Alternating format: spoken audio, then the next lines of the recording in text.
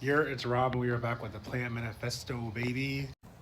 And we have spider mites. So unfortunately, spider mites are something that are going to be very, very common when it comes down to alocasia. This is going to be my alocasia croupier red secret. I've been trying to keep the mites off of this guy, but this is a plant that I have outdoors. So with it being outdoors, it's a lot more prone into getting those spider mites. But I'm going to go ahead and show you guys now. You can see on these two leaves, especially this one, there's going to be some netting and some webbing, and there's going to be lots of those little specks. So if you never understood or had a plant and been like, oh, what is a spider mite? Like I said, you can see it by a lot of those specks and those little white dots on the leaves. Those are going to be little mites. A lot of the times they will also make little webs at the top of your plant. So that is another perfect sign that you have spider mites. In my experience, spider mites personally isn't really that big of a deal. That's why I have not been staying on top of this guy the way that I should. For them to go away, you are going to have to treat them on a daily basis just to, get a control of what's going on with the plant.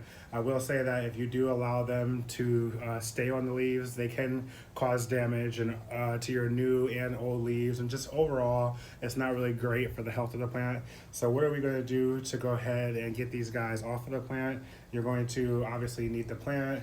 I always wear a glove because sometimes the stuff that I clean with can make my hands break out a little bit. And then this is just some water with a 1 pump of Dawn dish soap.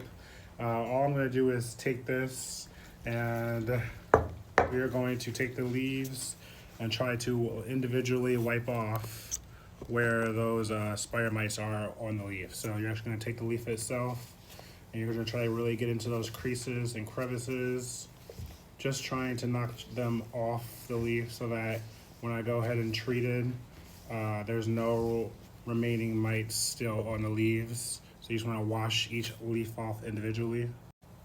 Now that I went ahead and wiped each individual leaf, the plant itself is overall clean and good to go for me to go ahead and put on the treatment. The one that I choose to use is going to be the Rose Shield.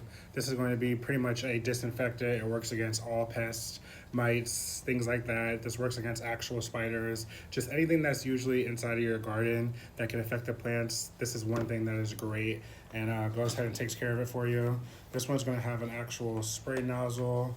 So I'm just going to spray it onto this paper towel. And then after spraying it onto the paper towel, I'm going to wipe the leaves the same way as if I was cleaning them, just using this to go ahead and coat those leaves to take care of the mites that are on the leaves. Biggest tips when it comes down to the Rose Shield, I mostly do this at night. I always treat my plants at night when I'm using this, because if you take your plant and put it directly back into the sunlight, it will actually burn the leaves, and that damage that comes from the burnt leaves does not go away. It's always there. So always make sure that you're either keeping your plant in a shaded area after treating it, or just, for me, like I said, it's a lot easier to go ahead and take care of it at night. So this guy is going to be treated and now good to go. Like I said, I'm going to keep it in a shaded area to make sure that I don't burn those leaves by accident. But like I said, spider mites are going to be something that comes along with alocasia, so it's not going to be a big deal. But this is going to be a quick little care video to go ahead and take care of it for you guys. If you guys need any more tips or have any questions, leave it down below. I'm more than happy to assist.